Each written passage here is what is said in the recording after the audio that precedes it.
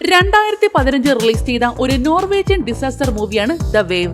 ഒന്ന് കണ്ണടച്ചു തുറക്കുന്നതിന് മുന്നേ ഒരു നാട് മുഴുവനും സുനാമി തിരമാലകൾ ഇല്ലാതാക്കുന്നു. ആ രാക്ഷസ തിരമാലകളിൽ പെട്ടുപോവുകയാണ് നമ്മുടെ നായകനും കുടുംബവും. അതിൽ നിന്നും അവരൊക്കെ എങ്ങനെ രക്ഷപ്പെടാനാ? അതൊക്കെ നമുക്ക് വീഡിയോ കണ്ടു തന്നെ അറിയാം. നമുക്ക് നേരെ വീഡിയോയിലേക്ക് പോയാലോ? അപ്പോ എല്ലാവർക്കും എന്റെ ചാനലിലേക്ക് സ്വാഗതം.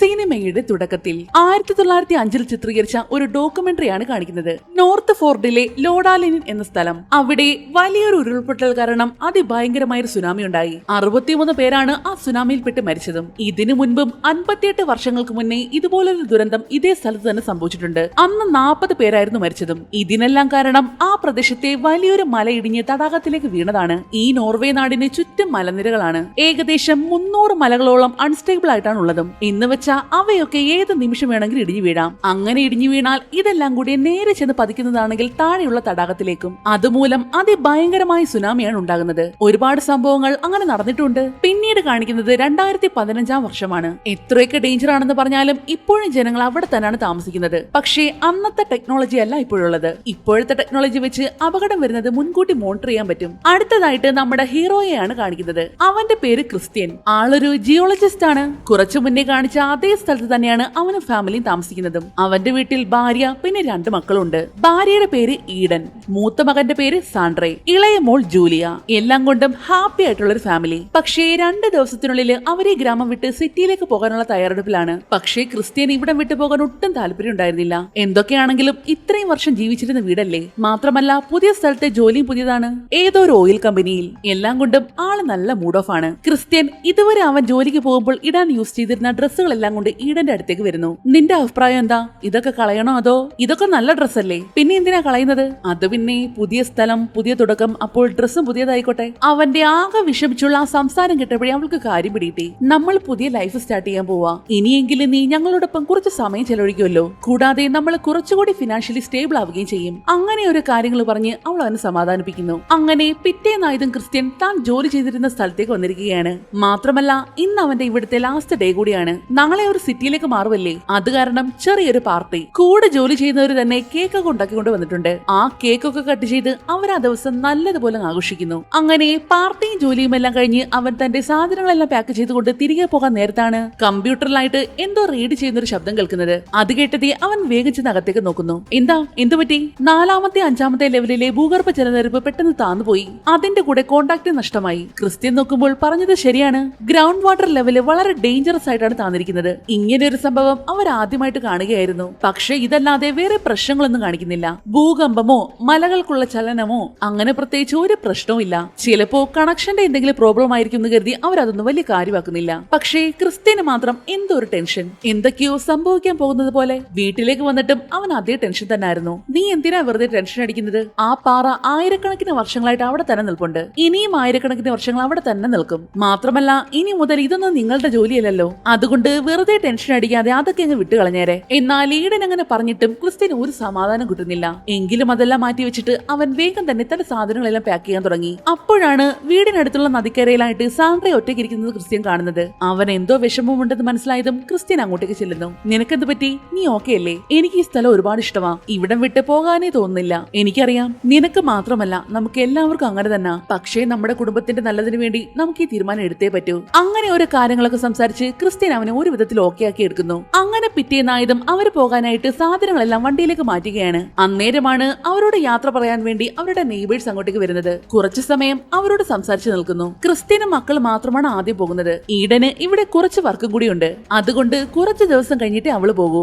ഇവരിങ്ങനെ സംസാരിച്ചുകൊണ്ട് നിൽക്കുമ്പോഴെല്ലാം ക്രിസ്ത്യന്റെ നോട്ടം മുഴുവനും ആ മലയിലായിരുന്നു. എന്തോ വല്ലാത്തൊരു ടെൻഷൻ. അങ്ങനെ പിന്നീട് ക്രിസ്ത്യൻ തന്റെ 2 മക്കളെയും കൂട്ടി ഹാർബറിലേക്കാണ് വരുന്നത്. ഇവിടുന്ന് ബോട്ടിലായിട്ട് വേണം പുതിയ സ്ഥലത്തേക്ക് പോകാൻ. അപ്പോഴെല്ലാം ക്രിസ്ത്യന്റെ മനസ്സിൽ ആ മലയെപ്പറ്റി തന്നെയാണ് ചിന്ത. പെട്ടെന്ന് എന്തുകൊണ്ടായിരിക്കും വെള്ളം താന്നുപോയത്? സിഗ്നലും കൂടി കട്ടാകണമെങ്കിൽ എന്തെങ്കിലും പ്രശ്നം ഉണ്ടെങ്കിലോ? അങ്ങനെ അവന്റെ മനസ്സ് മുഴുവൻ ആ ചിന്തകളാണ്. അതുകൊണ്ട് തന്നെ പെട്ടെന്ന് തോന്നിയൊരു ചിന്തയില് പുതിയ സ്ഥലത്തേക്ക് പോകാൻ നിന്നവൻ നേരെ വണ്ടി തിരിച്ച് തന്റെ ജോലി സ്ഥലത്തേക്ക് വിടുന്നു. അവിടെ എത്തിയതും പിള്ളേരോട് ഇപ്പൊ വരാമെന്ന് പറഞ്ഞ് അകത്തേക്ക് ഒരു ഓട്ടമായിരുന്നു. ജോലിയൊക്കെ രാജിവെച്ച് കെട്ടും പാട്ടൊക്കെ ആയിട്ട് പോയ ആളല്ലേ. ആ ആള് വീണ്ടും വരുന്നത് കണ്ടതും അവിടെ ഉള്ളവർ മണ്ടടിച്ചു. പ്രശ്നം സെൻസറുകൾക്കല്ലെങ്കിലോ കേബിളുകൾക്കാണ് പ്രശ്നം പറ്റിയതെങ്കിലോ എന്ന് വെച്ചാ ഈ മലനിരകളെല്ലാം പ്ലേറ്റുകൾ അടുക്കി വെച്ചത് പോലല്ലേ ഇരിക്കുന്നത്. നീ പറഞ്ഞത് കണക്ഷൻ കട്ടാവുന്നതിന് മുന്നേ ജലനിരപ്പ് താഴ്ന്നല്ലേ? ഇത്രയും ജലം പെട്ടെന്ന് എങ്ങോട്ട് പോകാനാ? അതിനൊഴുകാൻ വേണ്ടി അത് വേറെ വഴി കണ്ടെത്തി കാണും. അങ്ങനെയാണെങ്കിൽ നിലവിലുള്ള ലെയറുകൾക്ക് പകരം പുതിയ ലെയറുകൾ ഉണ്ടാകും. അതുമൂലം ഫ്രിക്ഷന് സാധ്യതയുണ്ട്. അങ്ങനെ സംഭവിച്ച ലെയറുകൾക്ക് സ്ഥാനം തെറ്റും, കേബിളുകൾ മുറിഞ്ഞു പോകാനും സാധ്യതയുണ്ട്. അതിന്റെ കൂടെ ഈ മലകളുടെ ഭാരം കൂടി ആയാലേ എല്ലാം കൂടി ഇടിഞ്ഞു പൊളിഞ്ഞ് താഴേക്ക് വീഴും. അവൻ തനിക്ക് തോന്നിയ കാര്യങ്ങളെല്ലാം എല്ലാവരും പറഞ്ഞു മനസ്സിലാക്കുന്നു. ഒരു പക്ഷേ ക്രിസ്ത്യൻ പറഞ്ഞതെല്ലാം സത്യമാകാൻ സാധ്യതയുണ്ട്. അതുകൊണ്ട് തന്നെ അവരെല്ലാവരും കൂടി അവിടേക്ക് പോയി നോക്കാൻ തന്നെ തീരുമാനിക്കുന്നു. അടുത്തതായിട്ട് കാണിക്കുന്നത് ഈഡനെയാണ്. അവിടെ തന്നെയുള്ള ഒരു ഹോട്ടലിലെ റിസപ്ഷനിസ്റ്റ് ആയിട്ടാണ് അവൾ ജോലി ചെയ്യുന്നത്. ടൂറിസ്റ്റുകളുടെ നല്ല തിരക്കുള്ള സീസൺ ആണ്. അതിലൊരു ടൂറിസ്റ്റ് കപ്പിളിന് റൂമൊക്കെ സെറ്റാക്കി കൊടുത്തുകൊണ്ട് തിരികെ വരുമ്പോഴാണ് അവൾക്ക് സാൻഡ്രയുടെ കോള് വരുന്നത്. ഇപ്പോ വരാമെന്ന് പറഞ്ഞ് പിള്ളേരെ ഒറ്റയ്ക്കിരുത്തിയിട്ട് ഹെലികോപ്റ്ററിലോട്ട് കയറി പോയതല്ലേ ഒരുത്തൻ. അതെല്ലാം അവൻ വിളിച്ച് അവളോട് പറയുന്നു. ഇതേ സമയം നമ്മുടെ ക്രിസ്ത്യൻ ടീംസും ആ മലനിരകൾക്ക് മുകളിലേക്ക് എത്തിയിട്ടുണ്ട്. അവിടെ തന്നെയുള്ള കൺട്രോൾ റൂമിന്റെ മുകളിലായിട്ട് അവർ ഹെലികോപ്റ്റർ ലാൻഡ് ചെയ്യുന്നു. ശേഷം താഴേക്ക് ഇറങ്ങിയിട്ട് അവിടുന്ന് നടന്ന് മലയുടെ ഏറ്റവും മുകളിലേക്കാണ് പോകുന്നത്. അവിടെ തന്നെ മലയുടെ ഉള്ളിലായിട്ട് ഒരു വലിയ വിടവുണ്ട്. ക്രിസ്ത്യനും കൂടെയുള്ള മറ്റൊരാളും കൂടി ആ വിടവ് വഴി കയറിൽ തൂങ്ങി താഴേക്ക് ഇറങ്ങുന്നു. അവിടെയാണ് ഈ കേബിളുകളും പൈപ്പുകളും ഒക്കെ കണക്ട് ചെയ്തിരിക്കുന്നത്. രണ്ടുപേരും കൂടി അവിടെ ഉണ്ടായിരുന്ന കണക്ഷൻസ് എല്ലാം ചെക്ക് ചെയ്ത് നോക്കുന്നു. അപ്പോഴേ നേരത്തെ ക്രിസ്ത്യൻ പറഞ്ഞതുപോലെ തന്നെ അവിടെ ഉണ്ടായിരുന്ന കേബിളുകളൊക്കെ മുറിഞ്ഞിരിക്കുന്നു. എന്ന് വെച്ചാ അവൻ പറഞ്ഞ കാര്യങ്ങളെല്ലാം ശരിയായിരുന്നു. ഈ കാര്യങ്ങളെല്ലാം ഓഫീസിൽ ഇരുന്നുകൊണ്ട് അവന്റെ മറ്റേ സുഹൃത്തുക്കളും കാണുന്നുണ്ട്. അങ്ങനെ രണ്ടുപേരും തിരികെ ഓഫീസിലേക്ക് തന്നെ വരുന്നു. ഈ കേബിളുകൾ കണ്ടിട്ട് സാധാരണ പോലെ മുറിഞ്ഞതാണെന്ന് തോന്നുന്നില്ല. എന്തോ കാര്യമായിട്ട് സംഭവിച്ചിട്ടുണ്ട്. ഇനി എന്ത് ചെയ്യാൻ ഉദ്ദേശം? നീ ഒന്ന് സമാധാനപ്പെട്. നമുക്ക് വേറെ കുഴികൾ ഉണ്ടാക്കിയിട്ട് ഒന്നുകൂടെ ടെസ്റ്റ് ചെയ്യാം. ഇനിയും ഡ്രിൽ ചെയ്യാനോ? നിനക്ക് ഞാൻ പറഞ്ഞത് മനസ്സിലായില്ലേ? ആ മലകൾ വല്ലത് ഇടിഞ്ഞു വീണാൽ 80 മീറ്റർ ഉയരമുള്ള വേവ്സ് ആണ് ഉണ്ടാകാൻ പോകുന്നത്. അങ്ങനെ സംഭവിച്ച 10 മിനിറ്റ് മതി ഈ നാട് മുഴുവൻ ഇല്ലാതാവാൻ. അവൻ ഇത്തിരി ദേഷ്യത്തിൽ തന്നെയാണ് എല്ലാവരോട് പറഞ്ഞത്. നീ പറഞ്ഞതൊക്കെ ഞങ്ങൾക്ക് മനസ്സിലായി. ഞങ്ങൾ ഇനി എന്ത് ചെയ്യണം എന്നാ നീ പറയുന്നത്? ഈ ബട്ടൺ അമർത്തിയിട്ട് എല്ലാവരും വാണിംഗ് കൊടുത്ത് പേടിപ്പിക്കണോ? നമ്മൾ പ്രഡിക്ഷൻ ചെയ്ത പോലൊന്നും സംഭവിച്ചില്ലെങ്കിൽ എല്ലാവരും നമ്മളെ കളിയാക്കും. അവസാനം ഒറിജിനൽ വാണിംഗ് കൊടുത്താൽ പോലും ആരും അത് വിശ്വസിക്കില്ല. ഇപ്പൊ ചെയ്യാൻ പറ്റിയ ആകെ ഒരു കാര്യം എന്ന് വെച്ചാൽ യെല്ലോ അലർട്ട് കൊടുക്കുക മാത്രമാണ്. പിന്നെ 24 മണിക്കൂർ നമുക്ക് മലനിരകളെ നിരീക്ഷിച്ചുകൊണ്ടിരിക്കാം. ക്രിസ്ത്യൻ ഒഴികെ അവിടെ ഉണ്ടായിരുന്ന എല്ലാവരുടെ അഭിപ്രായം ഇത് തന്നെയായിരുന്നു. നീ പറയുന്നതൊക്കെ ഞങ്ങൾക്ക് മനസ്സിലാവുന്നുണ്ട്. പക്ഷേ ആദ്യം നീ ഒന്ന് സമാധാനപ്പെട്. ഇപ്പോ നിലവില് മലകൾക്ക് പ്രശ്നമൊന്നുമില്ലല്ലോ. നമ്മളെല്ലാവരും 24 അവേഴ്സ് അത് നിരീക്ഷിക്കുന്നുണ്ട്. ഒരു കുഴപ്പം ഉണ്ടാവില്ല. ഒരു വിധത്തിലാണ് അവര് ക്രിസ്ത്യനെ പറഞ്ഞ് സമാധാനിപ്പിച്ച് അവിടെ വിടുന്നത്. എന്നാൽ തിരികെ കാറിന്റെ അടുത്തേക്ക് എത്തിയപ്പോഴാണ് അകത്തുണ്ടായിരുന്ന തന്റെ മക്കളെ കാണുന്നില്ല. കാറിന്റെ ഫ്രണ്ടിലായിട്ട് സാൻഡ്ര ഒരു നോട്ട് എഴുതി വെച്ചിട്ടുണ്ടായിരുന്നു. കാത്തിരുന്ന് മടുത്തു അവര് മമ്മിയുടെ അടുത്തേക്ക് പോകുക എന്നായിരുന്നു നോട്ട്. എത്ര നേരം എന്ന് വെച്ചാ പിള്ളേര് കാത്തിരിക്കുന്നത്. അങ്ങനെ അവൻ അവിടുന്ന് നേരെ പോകുന്നത് ഈഡൻ വർക്ക് ചെയ്യുന്ന ഹോട്ടലിലേക്കാണ്. വേഗം അകത്തേക്ക് ചെന്ന് നോക്കിയപ്പോൾ 2 മക്കളോട് ഇരിപ്പുണ്ട്. നീ ഇന്ന് എന്ത് ഫ്രണ്ടായി കാണിച്ചത്? പിള്ളേരെ കാറിലിരുത്തിയിട്ട് മണിക്കൂർ കണക്കിന് ജോലി എന്ന് പറഞ്ഞു പോയത് ശരിയാണോ? അത് പിന്നെ എനിക്കൊരു അബദ്ധം പറ്റിയതാ. മനസ്സിനെന്തോ വല്ലാത്തൊരു തോന്നല്. അതാ സോറി പറഞ്ഞത് കൊണ്ടായിരിക്കാം അവള് പിന്നെ വഴക്കിനൊന്നും പോയില്ല. ഇന്ന് ഇനിയിപ്പോ എന്തായാലും പോക്ക് നടക്കില്ല. അതുകൊണ്ട് ഇന്ന് ഹോട്ടലിൽ സ്റ്റേ ചെയ്തിട്ട് നാളെ പോകാം. ഇല്ല, എനിക്ക് വീട്ടിൽ പോണം. ഞാൻ വീടിനോട് ഗുഡ് ബൈ പോലും പറഞ്ഞില്ല. ജൂലി അങ്ങനെ പറഞ്ഞതും ക്രിസ്ത്യൻ ജൂലിയെയും കൂട്ടി വീട്ടിലേക്ക് പോകാൻ തീരുമാനിക്കുന്നു. പക്ഷേ വീട്ടിലെ സാധനങ്ങളെല്ലാം ഷിഫ്റ്റ് ചെയ്തില്ലായിരുന്നു. അത് കാരണം കിടക്കാനായിട്ട് ഒരു ബെഡ് കൂടിയില്ല. അതുകൊണ്ട് തന്നെ സാൻഡ്ര ഹോട്ടലിൽ സ്റ്റേ ചെയ്യുകയാണ് ചെയ്തത്. അങ്ങനെ ക്രിസ്ത്യൻ ജൂലിയെയും കൂട്ടി വീട്ടിലേക്ക് തന്നെ പോകുന്നു. പാക്ക് ചെയ്ത് വെച്ചതിൽ നിന്നും അന്ന് രാത്രി കിടക്കാൻ വേണ്ടി ഒരു ബെഡ് മാത്രം എടുക്കുന്നുണ്ടവൻ. പക്ഷേ സമാധാനം എന്നൊന്നില്ല. കണ്ണും മനസ്സും എല്ലാം ആ മലയിലേക്ക് തന്നെ. ഈഡനും സാൻഡ്രയ്ക്ക് കിടക്കാൻ വേണ്ടി ഹോട്ടലിൽ തന്നെ ഒരു റൂം സെറ്റ് ചെയ്ത് കൊടുക്കുന്നുണ്ട്. ഇതേ സമയം ക്രിസ്ത്യന്റെ കൂടെ വർക്ക് ചെയ്യുന്നതിൽ 2 പേര് മലയെ എപ്പോഴും നിരീക്ഷിക്കാൻ വേണ്ടി കൺട്രോൾ റൂമിലായിരുന്നു കിടക്കുന്നത്. എന്തെങ്കിലും സംഭവിക്കുകയാണെങ്കിൽ പെട്ടെന്ന് അറിയാലോ. ക്രിസ്ത്യൻ പറഞ്ഞത് വെച്ച് എന്തെങ്കിലും സംഭവിക്കൂ എന്ന് അവർക്ക് നല്ല പേടിയുണ്ട്. അങ്ങനെ രാത്രിയായി. ഹോട്ടലിലായതുകൊണ്ടായിരിക്കാം സാൻഡ്രയ്ക്ക് കിടന്നിട്ട് ഉറക്കവേ വരുന്നില്ല. അത് കാരണം അവൻ എഴുന്നേറ്റ് അവിടെ മുഴുവനൊന്ന് ചുറ്റി നടക്കാൻ തുടങ്ങി. അപ്പോഴാണ് അവിടെ തന്നെയുള്ള ഒരു അണ്ടർഗ്രൗണ്ട് ഏരിയ പോലെ ഒന്നും കാണുന്നത്. മാത്രമല്ല അവിടെ എങ്ങും ഒരു മനുഷ്യൻ കൂടിയില്ല. എങ്കിൽ പിന്നെ കുറച്ചു നേരം സ്കേറ്റ് ചെയ്യാമെന്ന് കരുതി ഹെഡ്സെറ്റ് ഒക്കെ വെച്ച് പാട്ടൊക്കെ കേട്ടുകൊണ്ട് അവൻ സ്കേറ്റിംഗ് ചെയ്യാൻ തുടങ്ങി. ഇതേ സമയം കൺട്രോൾ സ്റ്റേഷനിലായിട്ട് 24 അവേഴ്സ് മോണിറ്റർ ചെയ്യാൻ വേണ്ടി ഒരാളെ ഏൽപ്പിച്ചിട്ടുണ്ട്. ആള് കാര്യമായിട്ട് ലാപ്ടോപ്പിൽ സിനിമയൊക്കെ കണ്ടുകൊണ്ടിരിക്കുമ്പോഴാണ് ഇതുവരെ ഉണ്ടാകാത്ത തരത്തിലുള്ള സിഗ്നലുകൾ ഇങ്ങനെ മാറി മാറി വരാൻ തുടങ്ങിയത്. എന്ന് വെച്ചാൽ ഈ മലകളുടെ മൂവ്മെന്റ്സ് കാണിക്കുന്ന സിഗ്നലുകൾ, അതും എക്സ്ട്രീംലി ഡേഞ്ചറസ് ആയിട്ടുള്ള സിഗ്നലുകൾ. ആൾ അപ്പോൾ തന്നെ ഓടിച്ചെന്ന് മാനേജർ വിളിച്ച് കാര്യം പറയുന്നു. ശരി, ഞങ്ങൾ ഇപ്പൊ തന്നെ പോയി നോക്കാം പറഞ്ഞുകൊണ്ട് 2 പേരും ആ പാതിരാത്രിയിൽ തന്നെ പുറപ്പെടുന്നു. മണിക്കൂറുകൾക്ക് മുന്നേ ക്രിസ്ത്യൻ ഇറങ്ങിയ ആ മലയിടുക്കിലൂടെ തന്നെ അവരും പതിയെ താഴേക്ക് ഇറങ്ങി. ഇതേ സമയം ഇവിടെ ക്രിസ്ത്യൻ ആണെങ്കിൽ പാതിരാത്രിയായിട്ട് ഉറക്കം വരുന്നില്ല. വീടിന്റെ പുറത്തേക്ക് ഇറങ്ങി അവൻ ആ മലയിലേക്ക് തന്നെ ഇങ്ങനെ നോക്കി നിൽക്കുകയാണ്. വല്ലാത്തൊരു അസ്വസ്ഥത, എന്തോ സംഭവിക്കാൻ പോകുന്നത് പോലെ. അവൻ വേഗം തന്നെ ഫോൺ എടുത്ത് ഓഫീസിലേക്ക് വിളിച്ചു. അവിടെയല്ലോ ഓക്കെ അല്ലേ? വേറെ പ്രശ്നമൊന്നുമില്ലല്ലോ? അത് കുറച്ചു മുന്നേ സെൻസറുകളെ റീഡിംഗിൽ ചില വ്യത്യാസം കാണിച്ചിരുന്നു. മലകൾ തമ്മിൽ കൂടിച്ചേരുന്നത് പോലെ. ചിലപ്പോ എന്തെങ്കിലും എറർ വന്നതാകാനും മതി. ആർവിഡും യാക്കോബും അങ്ങോട്ടേക്ക് പോയിട്ടുണ്ട് നോക്കാനായിട്ട്. ഇതും കൂടി കേട്ടതും ക്രിസ്ത്യന്റെ ഉള്ള സമാധാനം കൂടി അങ്ങ് പോയി. ഇതേ സമയം ഇവിടെ 2 പേര് മലയിടക്കിലേക്ക് ഇറങ്ങിയില്ലേ? അവര് താഴേക്ക് എത്തിയതും പെട്ടെന്നാണ് അവിടെ മുഴുവനൊന്ന് കുലുങ്ങുന്നത്. അവരും ഞെട്ടി. ഇത് കണ്ടുകൊണ്ട് ഓഫീസിൽ ഇരുന്നവരും ഞെട്ടി. അടുത്ത സെക്കൻഡിൽ തന്നെ സകല സിഗ്നലുകളും ഡേഞ്ചറസ് ആയി കാണിക്കാൻ തുടങ്ങി. ചെറിയൊരു ഭൂമി കുലുക്കായിരുന്നു ഉണ്ടായത്. ക്രിസ്ത്യൻ നോക്കുമ്പോൾ പക്ഷികളെല്ലാം ആകാശത്തോടെ പേടിയോട് പറന്നു പോവുകയാണ്. അത് കണ്ടതേ വരാൻ പോകുന്ന അപകടം അവന് മനസ്സിലായി. അവൻ വേഗം തന്നെ പഴയ കുറെ ഫയലുകളെല്ലാം കൂടി എടുത്തുകൊണ്ടുവന്ന് തറയിലേക്ക് തട്ടിയിട്ട് അതെല്ലാം അരിച്ചു പെറുക്കി നോക്കാൻ തുടങ്ങി. ഇതിനു മുന്നേ നോർവേയിൽ ഉണ്ടായിരുന്ന ഉരുൾപൊട്ടലുകളുടെ ഡീറ്റെയിൽസ് ആയിരുന്നു അത്. അതെല്ലാം നോക്കിയതും അവൻ അതിൽ നിന്നും എന്തോ മനസ്സിലായിട്ടുണ്ട്. വേഗം തന്നെ വീണ്ടും ഓഫീസിലേക്ക് വിളിക്കുന്നു. അവരിപ്പോഴും അതിനകത്ത് തന്നെയാണോ? വേഗം പുറത്തേക്ക് വരാൻ പറ. എന്തെങ്കിലും പ്രശ്നമുണ്ടോ? സംസാരിക്കാനൊന്നും സമയമില്ല. വേഗം കോൾ അവരായിട്ട് കണ്ട് ചെയ്ത. ക്രിസ്ത്യൻ പറഞ്ഞതേ അവരെ വേഗം കോൾ കണ്ട് ചെയ്ത് കൊടുക്കുന്നു. ഞാൻ പഴയ ഡേറ്റുകളെല്ലാം ചെക്ക് ചെയ്ത് നോക്കി. അന്നും ഇതേപോലെ ഉരുൾപൊട്ടലിന് മുന്നേ എല്ലായിടത്തും ചുരുങ്ങിയിരുന്നു. ഞാൻ പറഞ്ഞത് മനസ്സിലായോ? പിളരുകയല്ല, ചുരുങ്ങുകയാണ് ചെയ്യുന്നത്. അതുകൊണ്ട് വേഗം രണ്ടുപേരും പുറത്തിറങ്ങ്. അവൻ പറഞ്ഞതിൽ അപകടം മനസ്സിലായതും രണ്ടുപേരും വേഗം പുറത്തിറങ്ങാൻ ശ്രമിക്കുന്നു. എന്നാൽ ആ നിമിഷം തന്നെ അവിടമെല്ലാം വീണ്ടും കുലുങ്ങാൻ തുടങ്ങി. നേരത്തെ ഉണ്ടായതിനേക്കാളും വലിയൊരു ഭൂകമ്പം. പെട്ടെന്നാണ് വലിയൊരു പാറ ഇടിഞ്ഞ് ഒരാളുടെ കാലിന്റെ മുകളിലേക്ക് വീണത്. അതോടെ അയാൾക്ക് അനങ്ങാൻ പറ്റാതെ അവിടെ സ്റ്റക്കായി പോയി. ഇതെല്ലാം ലൈവായിട്ട് ഓഫീസിലിരിക്കുന്നവർ കാണുന്നുണ്ട്. ഫോണിൽ കൂടെ ക്രിസ്ത്യനും കേൾക്കുന്നുണ്ട്. അതിന്റെ കൂടെ ഭൂഗർഭ ജലനിരപ്പ് എല്ലായിടത്തും അപകടകരമായ രീതിയിൽ താഴാൻ തുടങ്ങി. മാർഗോ, വേഗം സൈറൻ കൊടുക്ക്. ഇനി ഒരു നിമിഷം വൈകരുത്. ക്രിസ്ത്യൻ പറഞ്ഞതും ഒരു സെക്കൻഡ് പോലും ചിന്തിക്കാതെ അവര് വേഗം ഓടിച്ചെന്ന് സൈറന്റെ ബട്ടൺ അമർത്തി. അതോടെ ആ നാട് മുഴുവനും സൈറന്റെ ശബ്ദം വലിയ രീതിയിൽ മുഴുകി കേൾക്കാൻ തുടങ്ങി. ശബ്ദം കേട്ടതേ ഉറങ്ങിക്കിടക്കുകയായിരുന്ന ആ നാട്ടിലെ സകല ജനങ്ങൾ എഴുന്നേൽക്കുന്നു. ഇതേ ശബ്ദം ഹോട്ടലിൽ ഉണ്ടായിരുന്ന ഈഡനും കേൾക്കുന്നുണ്ട്. അവള് വേഗം പുറത്തേക്ക് ഇറങ്ങി വന്ന് നോക്കി. ക്രിസ്ത്യൻ പറഞ്ഞ കാര്യങ്ങളെല്ലാം സത്യമാകാൻ പോകുമല്ലേ?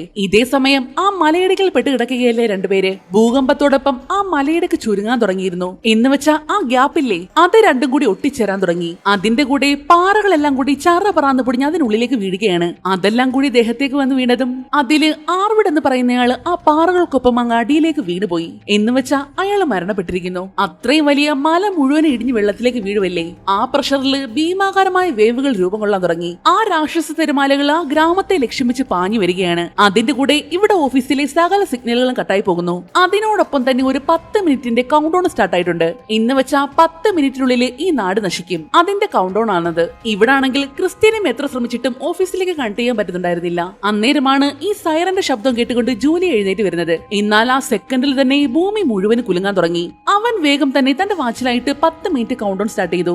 ശേഷം വേഗം തന്നെ ജൂലിയുമായിട്ട് പുറത്തേക്ക് ഇറങ്ങി ഓടിച്ചെന്ന് തന്റെ കാറിലേക്ക് കയറുന്നു. അവിടുന്ന് ഈഡന്റെ ഹോട്ടലിനെ ലക്ഷ്യം വെച്ച് പായുകയാണ് അവൻ. അതിന്റെ കൂടെ ഈഡനെ കോൾ ചെയ്യുന്നുണ്ട്.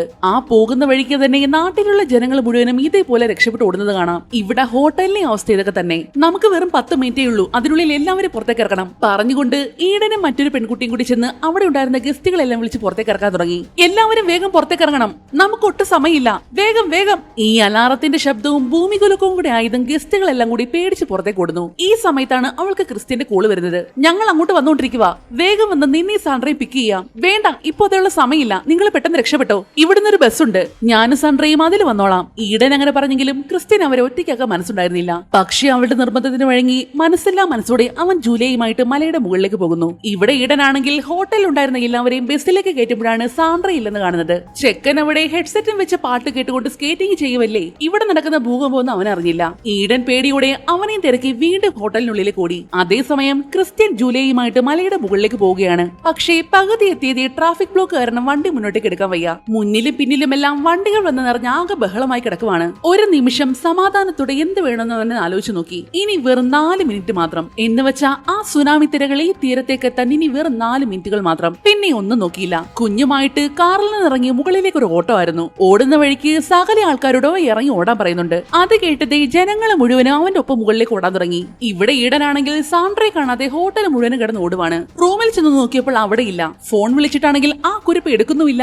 അവള് തിരികെ ലോബിയിലേക്ക് തന്നെ ഓടി വരുന്നു. അധികം നേരം ബസ് അവിടെ എങ്ങനെ നിർത്തിയിട്ടേക്കാൻ പറ്റില്ലല്ലോ. വിവേക, നീ സാൻഡ്രയെ കണ്ടിരുന്നോ? നേരത്തെ വരാന്തയിൽ നിൽക്കുന്നത് കണ്ടായിരുന്നു. പക്ഷേ നമുക്കിനി അധിക സമയമില്ല, വേഗം പോണം. സോറി, എന്റെ മകനില്ലാതെ എനിക്ക് വരാൻ പറ്റില്ല. അതും പറഞ്ഞ് ഈഡൻ വീണ്ടും ഹോട്ടലിനുള്ളിലേക്ക് ഓടുന്നു. എന്നാൽ ഇത് കണ്ടുകൊണ്ട് ബസ്സിലുണ്ടായിരുന്ന ഒരു കപ്പിളാണെങ്കിൽ അവളെ സഹായിക്കാൻ വേണ്ടി അവളുടെ പുറകെ പോകുന്നു. ഈ ഹോട്ടലിൽ താമസിക്കാൻ വന്ന സമയത്ത് ഈഡനുമായിട്ട് നല്ല കൂട്ടായിരുന്നു അവര്. അതുകൊണ്ട് എന്തോ അവളെ ഒറ്റയ്ക്കാക്കാൻ തോന്നിയില്ല. ഇതേ സമയം ക്രിസ്ത്യൻ ആൾക്കാരെയും കൊണ്ട് മലമുകളിലേക്ക് ഓടുകയാണ്. ഇനി വെറും 57 സെക്കൻഡ് മാത്രം. കുഞ്ഞിനെയും എടുത്തുകൊണ്ട് അവൻ വേഗത്തിൽ ഓടുമ്പോഴാണ് തന്റെ നെയ്ബേഴ്സ് കാറിലിരിക്കുന്നവൻ കാണുന്നത്. വീട് മാറിപ്പോകാൻ നേരം ഇവരെ കാണാൻ വന്ന നെയ്ബേഴ്സ് ഇല്ലേ അവര്. തോമസ്, വേഗം കാറിൽ നിന്ന് ഇറങ്ങി ഓട്, നമുക്ക് ഒട്ടും സമയമില്ല. അത് കേട്ടതേ അവരും കാറിൽ നിന്ന് ഇറങ്ങി ഓടാൻ തുടങ്ങി. എന്നാൽ അയാളുടെ വൈഫ് പിറകെ ഇറങ്ങി ഓടാൻ നിന്നപ്പോഴാണ് 2 കാറുകളുടെ ഇടയിലായിട്ട് അവർ പെട്ടുപോകുന്നത്.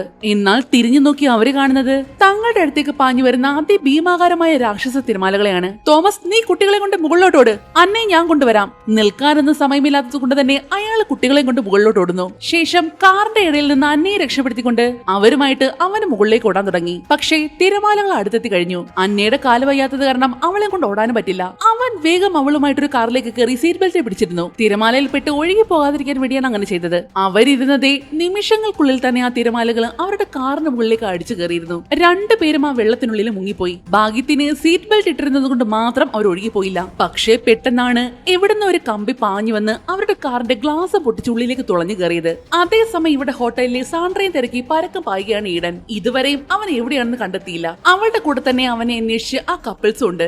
അപ്പോഴാണ് കൂടെ ഉണ്ടായിരുന്ന ആ ലേഡി ഒരു റൂമിലായിട്ട് എന്തൊരു ശബ്ദം കേൾക്കുന്നത്. അവര് വേഗം ഡോർ തുറന്ന് അകത്ത് കയറി നോക്കിയതും ദേ ചെക്ക് നിന്ന് സ്കേറ്റിംഗ് ചെയ്യുന്നു. കൊടുക്കണ്ടേ പടാ. നിൽക്കാനൊന്നും സമയമില്ലാത്തത് കൊണ്ട് തന്നെ അവനെ വിളിച്ചുകൊണ്ട് അവര് വേഗം പുറത്തേക്ക് ഓടി. പക്ഷേ പുറത്തേക്ക് എത്തിയപ്പോഴേക്കും ബസ് പോയിരുന്നു. മുന്നിലേക്ക് നോക്കിയത് അവര് കാണുന്നത് ആകാശമുട്ട ഉയരത്തില് പാഞ്ഞു വരുന്ന ഭീമൻ സുനാമി തിരമാലകളെയാണ്. വന്നതിന്റെ ഇരട്ടി സ്പീഡിൽ തന്നെ അവർ തിരിഞ്ഞകത്തേക്ക് ഓടുന്നു. നേരത്തെ സാൻഡ്ര നിന്നിരുന്ന ബേസ്മെന്റില്ലേ, അവിടേക്കാണ് ഓടുന്നത്. എന്നാൽ അതിനു മുന്നേ തിരമാലകളും ആ ഹോട്ടലിനുള്ളിലേക്ക് അടിച്ചു കയറിയിരുന്നു. സാൻഡ്രയും അയാളും കൂടി വേഗം ഓടിച്ചെന്ന് ആ റൂമിലേക്ക് കയറി. പക്ഷേ ഈഡനും മറ്റേ സ്ത്രീയും കയറുന്നതിന് മുന്നേ തന്നെ പാഞ്ഞു വന്ന തിരമാലകൾക്കുള്ളിൽ പെട്ടുപോയിരുന്നവർ. എങ്കിലും ഈഡൻ എങ്ങനെയൊക്കെ ഒരു വിധത്തിൽ പിടിച്ച് ഉള്ളിലേക്ക് കയറി. പക്ഷേ അവളുടെ കൂടെ ഉണ്ടായിരുന്ന ആ ലേഡിയെ രക്ഷിക്കാനായില്ല. തിരമാലകൾക്കൊപ്പം അവരും ഒഴുക്കിൽപ്പെട്ടു പോയിരുന്നു. അവരുടെ ഹസ്ബൻഡ് ആണെങ്കിൽ ഒന്ന് രക്ഷിക്കാൻ പോലും ആകാതെ വാവിട്ട് കരഞ്ഞു പോയ അയാൾ. സാൻഡ്രയെ രക്ഷിക്കാൻ വേണ്ടിയല്ലേ അവർ ഉള്ളിലേക്ക് കയറിയത്. പക്ഷെ ഇപ്പോ അയാൾക്ക് അയാളുടെ വൈഫിന് നഷ്ടമായി. ഒരു വിധത്തിലാണ് അയാളെ പറഞ്ഞ് സമാധാനപ്പെടുത്തി ഈഡൻ ആ വാതിൽ നടക്കുന്നത്. യുദ്ധങ്ങളും ഇതുപോലുള്ള ദുരന്തങ്ങളൊക്കെ ഉണ്ടാകുന്ന സമയത്ത് ഒളിച്ചിരിക്കാൻ വേണ്ടി ബേസ്മെന്റിൽ ഷെൽട്ടർ കിടത്തില്ലേ, അതുപോലൊരു ഷെൽട്ടർ ആയിരുന്നു ഇതും. അതുകൊണ്ട് തന്നെ അത്ര പെട്ടെന്നൊന്നും വെള്ളത്തിനകത്തേക്ക് കയറാനും പറ്റില്ല. അടുത്തതായിട്ട് കാണിക്കുന്നത് ക്രിസ്ത്യനെയാണ്. സീറ്റ് ബെൽറ്റ് ഇട്ടതുകൊണ്ടായിരിക്കാം അവന്റെ ജീവന് കുഴപ്പമൊന്നും ഉണ്ടായിരുന്നില്ല. ബോധം വരുമ്പോ കാറിൽ തലകീഴായിട്ട് കിടക്കുകയായിരുന്നു അവൻ. അവൻ വെപ്രാളത്തോടെ അടുത്ത് കടന്നിരുന്ന അന്നയെ വിളിച്ചു നോക്കുന്നു. പക്ഷേ അവൾക്ക് ജീവൻ ഉണ്ടായിരുന്നില്ല. നേരത്തെ ഇവരുടെ കാറിലേക്ക് ഒരു കമ്പി വന്ന് തുളച്ചു കയറിയില്ലേ, അത് വന്ന് അന്നയുടെ നെഞ്ചിലേക്കായിരുന്നു തറച്ചു കയറിയതും. സീറ്റ് ബെൽറ്റ് ഒക്കെ അഴിച്ചു മാറ്റിയിട്ട് ഒരു വിധത്തിൽ അവൻ കാറിൽ നിന്ന് പുറത്തേക്ക് ഇറങ്ങി. ചുറ്റിന് നോക്കിയപ്പോഴോ അവിടെ മുഴുവനും തകർന്ന തരിപ്പണമായിരുന്നു. ഒന്ന് തിരിച്ചറിയാൻ പോലും ആകാത്ത വിധം നശിച്ചു പോയിരുന്നു എല്ലാം. പെട്ടെന്ന് ജൂലിയെ ഓർമ്മ വന്നതും അവൻ വേഗം മുകളിലേക്ക് നടക്കാൻ തുടങ്ങി. ഇതേ സമയം തന്നെ ഇവിടെ ഓഫീസിൽ ഇരിക്കുന്നവരും എന്ത് വേണമെന്നറിയാതെ ആകെ പകച്ചിരിക്കുകയാണ്. ഇവരുടെ ഓഫീസ് ഉയരമുള്ള സ്ഥലത്തായതുകൊണ്ട് തന്നെ അവിടേക്ക് തിരമാലകളൊന്നും വന്നിരുന്നില്ല. സിഗ്നലുകളെല്ലാം നഷ്ടമായതുകൊണ്ട് തന്നെ അവർക്ക് എന്താണ് പറ്റിയെന്ന് അറിയാനും വയ്യ. അന്നേരമാണ് നേരത്തെ മലയിടുക്കിലേക്ക് രണ്ടുപേര് പോയില്ലേ, അതിലെ രക്ഷപ്പെട്ട ഒരാള് ഇവരെ കോണ്ടാക്ട് ചെയ്യുന്നത്. ഹലോ യാക്കോബ്, നീ ഓക്കെ അല്ലേ? ആർവിഡ് എന്തിയെ? അവൻ അവിടെ ഉണ്ടോ? പക്ഷേ അതിന് മറുപടി പറയാൻ യാക്കോബിന് പറ്റിയില്ല. അവന്റെ കൺമുന്നിൽ വെച്ചല്ലേ അയാൾ താഴേക്ക് പോയത്. യാക്കോബിന്റെ മൗനത്തിൽ നിന്ന് തന്നെ ആർവിഡിന് എന്താണ് പറ്റിയെന്ന് അവർക്ക് മനസ്സിലായി. അതേസമയം ഇവിടെ ക്രിസ്ത്യൻ ജൂലിയെയും അന്വേഷിച്ച് മുകളിലേക്ക് നടക്കുകയാണ്. നേരത്തെ രക്ഷപ്പെട്ടു പോയ ആൾക്കാരെല്ലാം മുകളിലുണ്ടായിരുന്നു. അവിടെ ചെന്ന് ജൂലിയയുടെ പേര് ഉറക്കെ വിളിച്ചതും അവള് വേഗം ഓടി ക്രിസ്ത്യന്റെ അടുത്തേക്ക് വരുന്നു. സുനാമി വരുന്നതിന് തന്നെ മുകളിലേക്ക് ഓടിക്കയറിയത് കൊണ്ട് തന്നെ അവർക്ക് പ്രശ്നങ്ങളൊന്നും പറ്റിയിരുന്നില്ല. എന്നാൽ തോമസ് നോക്കിയത് തന്റെ ഭാര്യ അന്നയാണ്. ക്രിസ്ത്യന്റെ കൂടെ അവളില്ല എന്ന് കണ്ടപ്പോൾ തന്നെ തന്റെ ഭാര്യയ്ക്ക് എന്ത് സംഭവിച്ചെന്ന് അയാൾക്ക് മനസ്സിലായി. പക്ഷേ ഒന്നും ചെയ്യാൻ പറ്റില്ലല്ലോ. പെട്ടെന്ന് എന്തോ ഓർമ്മ വന്നതുപോലെ ക്രിസ്ത്യൻ അവിടെ മുഴുവനും ഹോട്ടലിൽ നിന്ന് വന്ന ബസ് തരാൻ തുടങ്ങി. പക്ഷേ അങ്ങനെ ഒരു ബസ്സും അവിടെ ഇല്ല. അവൻ വേഗം അവിടെ ഉണ്ടായിരുന്ന ഒരാളുടെ ഫോൺ മേടിച്ചിട്ട് ഈഡന്റെ ഫോണിലേക്ക് വിളിച്ചു നോക്കി. പക്ഷേ കോള് പോകുന്നില്ല.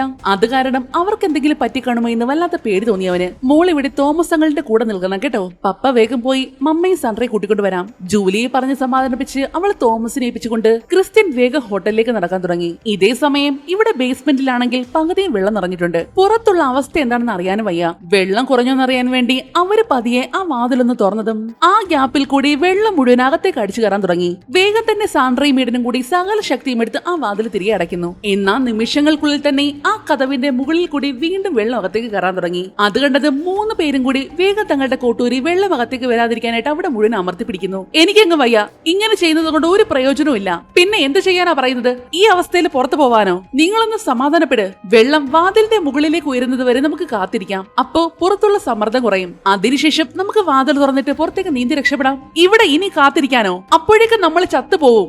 എനിക്കങ്ങനെ പെട്ടെന്നൊന്നും ചാവാൻ പറ്റില്ല. അതും പറഞ്ഞ് അങ്ങേര് അവരോട് ദേഷ്യപ്പെടുന്നു. ക്രിസ്ത്യൻ ഇതേ സമയം കുഞ്ഞേര് ബോട്ടിലായിട്ട് ഹോട്ടലിനെ ലക്ഷ്യം വെച്ച് പോവുകയാണ്. പോകുന്ന വഴിക്ക് വെള്ളത്തിലായിട്ട് കുറെ പേര് മരിച്ചു കിടക്കുന്നത് കാണാം. അതൊക്കെ കണ്ടതും അവന് വല്ലാത്തൊരു കുറ്റബോധം തോന്നുന്നു. ഹോട്ടലിന്റെ അടുത്തേക്ക് എത്താറായതും അവൻ ബോട്ടിൽ നിന്നും ഇറങ്ങി മുന്നോട്ടേക്ക് നടക്കാൻ തുടങ്ങി.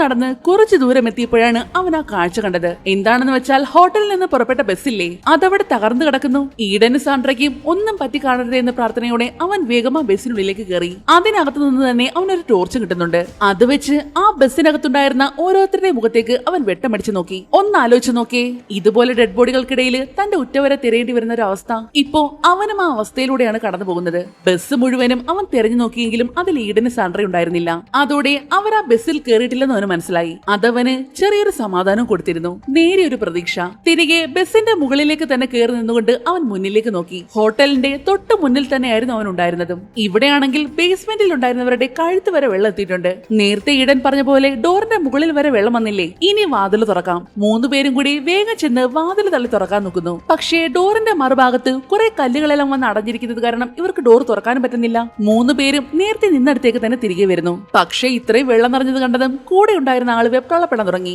എനിക്ക് ഇവിടെ കിടന്ന് ചാവാൻ വയ്യ, എനിക്ക് രക്ഷപ്പെടണം. അതും പറഞ്ഞ് അയാള് വെപ്രാളത്തോടെ സാൻഡ്രയുടെ തലയിൽ പിടിച്ച് അവന് വെള്ളത്തിനടിയിലേക്ക് മുക്കാൻ തുടങ്ങി. ഫിലിപ്പ്, താനൊന്ന് സമാധാനപ്പെട്, ആർക്കും ഒന്നും പറ്റില്ല.